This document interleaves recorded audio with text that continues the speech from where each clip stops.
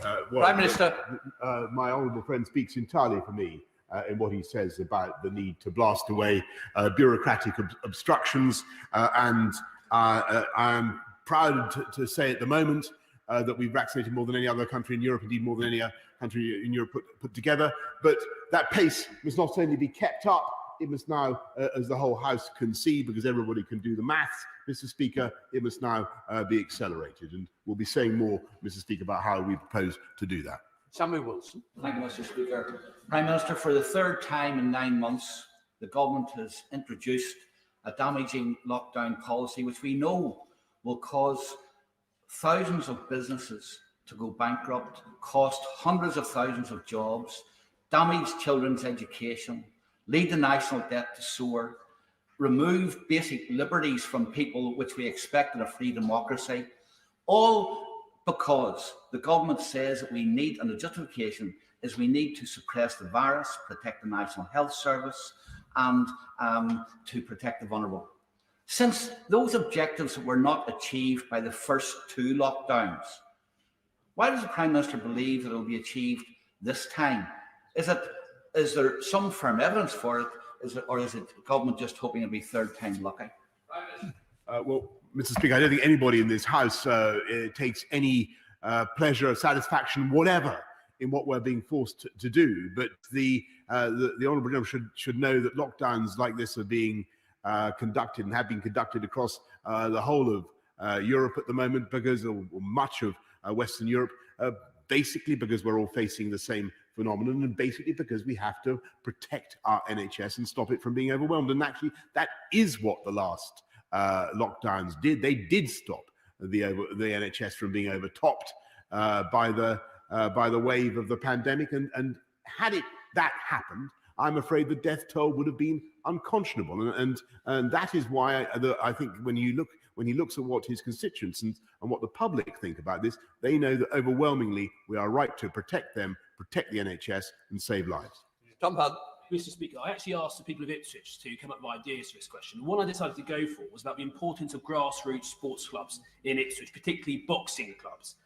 In the summer, I visited Patrick's Boxing Club, which got help in the first lockdown, but at the moment it is struggling. It's still got fixed costs, it's got its rent, it's got its utility bills, but it's still adding a burden. And also Unity FC Club and the Ipswich Kickboxing Academy as well, which has a fantastic jab, not stab scheme to help combat crime and antisocial behaviour.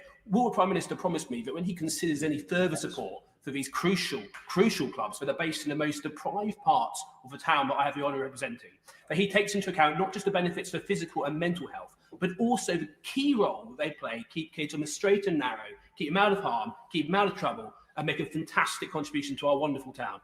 Prime Minister.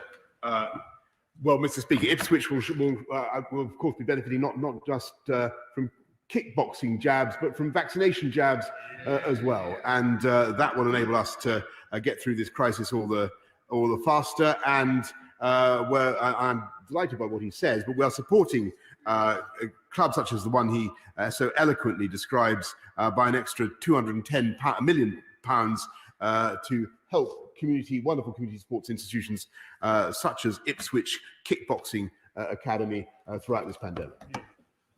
We now go over to Jeremy Corbyn. Jeremy Corbyn.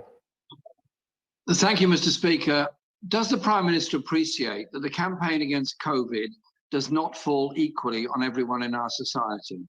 For many, this third lockdown is one of devastating fear of mental health, isolation, job loss, poverty, loss of their place of residence, and stress about the future.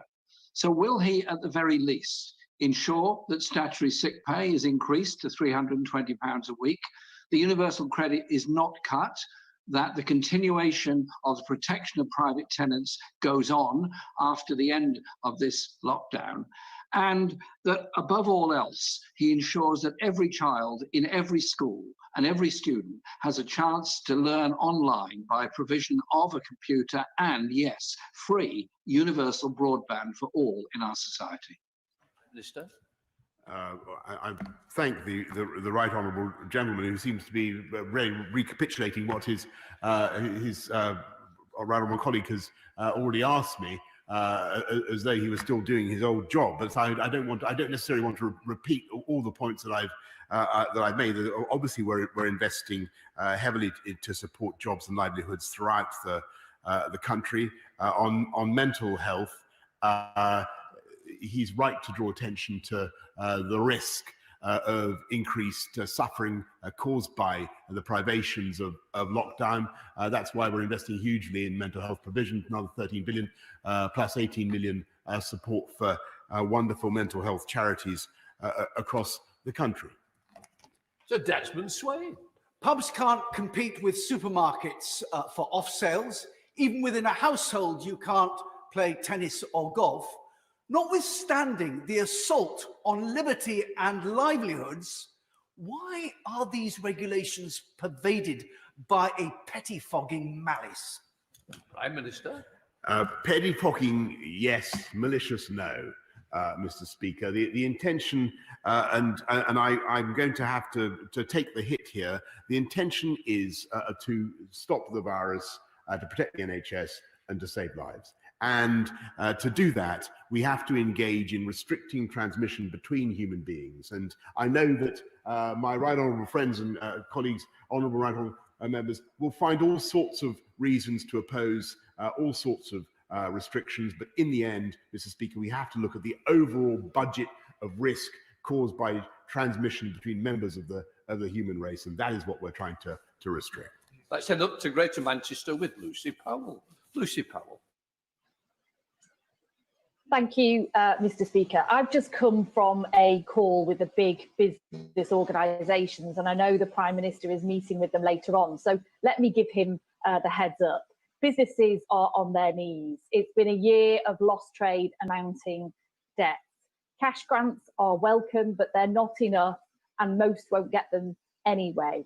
What they desperately want is not more sticking plasters, but a proper long-term plan to help them survive to the spring and then thrive beyond it. It can't wait until the budget because many will be bust by then.